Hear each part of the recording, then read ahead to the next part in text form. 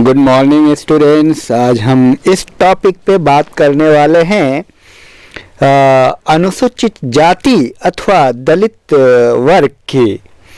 भारत का ये वर्ग इस देश की जनसंख्या का एक बहुत बड़ा हिस्सा है। सदियों से न केवल पिछड़ा है बल्कि समाज द्वारा उत्पीड़ित, अपेक्षित, लांछित और अवहेलना के बोझ से त्रासित रहा है। और यही कारण है कि लोग उन्हें गंभीर समस्याओं से ये पीड़ित रहे हैं, बल्कि अमानवीय जीवन भी जीते रहे हैं। और मोटे तौर पे इन्हीं लोगों को दलित कहा जाता है।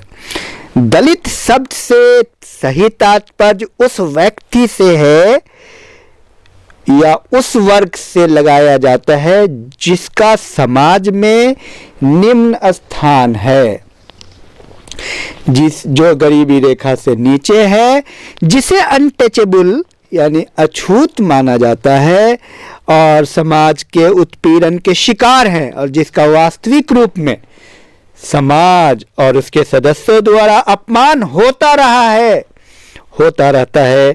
एक अन्य रूप में कहा जा सकता है कि परंपरागत भारतीय समाज में जाति प्रथा के अंतर्गत 4 प्रमुख जातियां ब्राह्मण, क्षत्रिय, वैश्य और शूद्र है। इन चारों के अतिरिक्त एक पंचम वर्ग भी है जिनके सदस्यों को परंपरागत रूप से अस्पृश्य और अछूत कहा जाता था। गांधी जी ने उन्हें हरिजनों का नाम दिया। सरकार ने उन्हें कुछ सुविधाएं और संरक्षण देने के कारण उन्हें अनुसूचित जाति, शेड्यूल कास्ट के रूप में उनकी एक अलग पहचान बनाई गई। अनुसूचित का मतलब है संविधान में अनुसूचित हैं। शेड्यूल कास्ट मतलब एक ऐसी जाति जो संविधान में अनुसूचित है। भारतीय संविधान के अनुच्छेद 341-42 के अंतर्गत राष्ट्रपति द्वारा जारी किए गए आदेशों में अनुसूचित जातियों का विवरण दिया गया है और कहा गया है चूंकि ये लोग सदियों से अत्यंत पिछड़े एवं गंभीर समस्याओं से घिरे हैं, अतः इन वर्गों के शैक्षणिक, सामाजिक, आर्थिक, धार्मिक, राजनीतिक दृष्टि से उत्थान के लिए सरकार को विशेष प्रयास करते रहना चाहिए। 1981 की जनगणना के अनुसार इन जातियों की कुल जनसंख्या 10,47,55,211 अर्थात भारत की कुल जनसंख्या का 15.8% उस समय थी। 1991 की जनगणना के अनुसार 16.48% ये थी। तो इस प्रकार 2001 की जनगणना के अनुसार भारत में अनुसूचित जातियों की संख्या 16,66,36,000 है। और 2011 की जनगणना के अनुसार भारत में एससी, शेड्यूल कास्ट यानी अनुसूचित जाति 20,13,78,372। चलिए अब हम बात करते हैं, कुछ विचारकों को लेते हैं कि क्या कहते हैं डी.एन. मजूमदार अनुसूचित जाति के बारे में क्या कहते हैं। डी.एन. मजूमदार का कहना है कि दलित या अस्पृश्य जातियां वे हैं जो अनेक सामाजिक, राजनीतिक निर्योग्यताओं का शिकार हैं। इनमें अनेक निर्योग्यताएं उच्च जातियों द्वारा परंपरागत तौर पर निर्धारित और सामाजिक तौर पर लागू की गई। वर्तमान समय में संविधान द्वारा प्रदत्त अधिकारों के फलस्वरूप सरकार द्वारा बनाई गई सूची के अंतर्गत जिन जातियों को सम्मिलित किया जाता है उसे अनुसूचित जातियों का स्थान दिया गया है। जो मैंने आपको पहले भी कहा, या उसे अस्पृश्य जातियां, अछूत, दलित, बहिष्कृत और हरिजन शब्दों से आमतौर पर संबोधित किया जाता है। तो देख लेते हैं दलित या अनुसूचित जाति की समस्याएं क्या क्या हैं। तो उनकी सबसे प्रमुख समस्या है सामाजिक समस्याएं। समाज में निम्न स्थिति, शिक्षा संबंधी समस्या, निवास स्थान की समस्या है। उनके इलाके में स्कूल की व्यवस्था नहीं है सब लोगों को। लेकिन आज भारतीय संविधान में इस बात का प्रावधान जब हो गया तो हर जगह लोगों के लिए शिक्षा का अधिकार उपलब्ध कराया गया। तो ये प्राचीन काल से ये लोग क्या कहते हैं, वंचित रहे, वंचित कर दिए गए।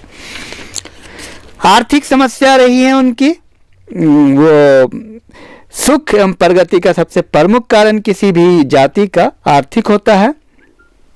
तो इसमें पेशों को चुनने की स्वतंत्रता उनको नहीं है, और भूमिहीन कृषक हैं, सबसे कम वेतन पे काम करते हैं। श्रम विभाजन में जाति व्यवस्था में इनको निम्नतम स्तर पे रखा गया है। और ये सारे ऐसे कारण हैं। परंपरागत पेशों को छोड़कर अनुसूचित जातियों को पहले यह अधिकार नहीं था कि उच्च जातियों के पेशों को स्वतंत्रता पूर्वक अपना सके। तो अस्पृश्यता की धारणा के कारण हाल तक उन्हें सब तरह के पेशों को करने की छूट नहीं थी स्वतंत्रता से पूर्व। तो भारतीय संविधान में इस बात का प्रावधान किया गया अनुच्छेद 15, 16, 17, 18 ये मूल अधिकार में। तो अस्पृश्यता का अंत अनुच्छेद 17 के तहत कर दिया गया। और धार्मिक समस्याएं हैं, धार्मिक निरयोग्यताएं हैं। क्या कहते हैं कि कुछ समय पहले अछूतों को मंदिर में प्रवेश करने का अधिकार नहीं था। कानून द्वारा आज इस निरयोग्यता को दूर कर दिया गया है। फिर भी गांव में कहीं कहीं ये निरयोग्यता आज भी पाई जाती है। इसके अतिरिक्त धार्मिक पुस्तकों को पढ़ने और धार्मिक संस्कारों में भाग लेने के संबंध में भी निरयोग्यताएं थी। अनुसूचित जाति के लोग धार्मिक उपदेशों को सुन नहीं सकते और न ही शमशान घाटों में अपने मुर्दों को जला सकते थे। ब्राह्मण इनके धार्मिक संस्कारों की पुरोहिती नहीं करते थे। तो ये सारी धार्मिक निरयोग्यताएं हैं, धार्मिक समस्याएं हैं, और आज भी कहीं न कहीं छूट-फूट देखने को मिलती है। अंतरजातीय संघर्ष की समस्या भी काफी रही है। ये संघर्ष संख्या, शक्ति तथा आर्थिक अथवा राजनीतिक शक्ति के आधार पर घटित होता है। तो इसमें भी ये निर्बल हो जाते हैं और हर जगह परेशानी होती है। प्रोफेसर MN व्यास ने कहा, यह जरूरी नहीं कि प्रभुत्व स्थापित करने वाले उच्च जाति के ही सदस्य हो, वे अनुसूचित जाति के भी सदस्य हो सकते हैं प्रभु जाति। तो अंतर जातीय संघर्ष की समस्या के कारण भी ये आगे नहीं बढ़ पाए। अनुसूचित जातियों में भेदभाव की समस्या ही रही है, वह भी कारक है। प्रोफेसर पनिक्कर कहते हैं अनुसूचित जातियों का भी अपना अपना एक जातीय संगठन है, और उच्च जातियों की भांति उनमें भी असंख्य उपजातियां हैं जिनमें प्रत्येक अपने को श्रेष्ठ प्रमाणित करने का प्रयत्न करती है। उदाहरण के रूप में चमड़े का काम करने वाली एक जाति, सफाई का काम करने वाली, और अन्य जातियां धोबी। तो इसे ही वैदिकरण की समस्या एक दूसरा स्वरूप है।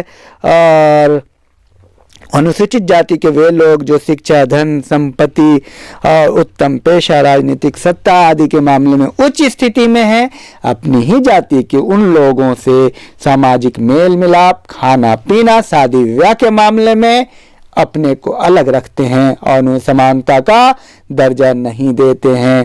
तो ये एक बहुत बड़ी समस्या है। अनुसूचित जातियों में श्रेष्ठता और हीनता की भावना पनपती है, जो अंततः राष्ट्रीय एकता के लिए समस्या बन जाती है।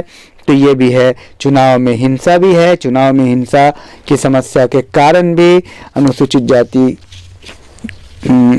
को दिक्कत आती है, वोट नहीं दे पाते हैं। तो ये सारे इसके गंभीर परिणाम हैं। कई बार उन्हें वोट डालने से जबरन रोक दिया जाता है।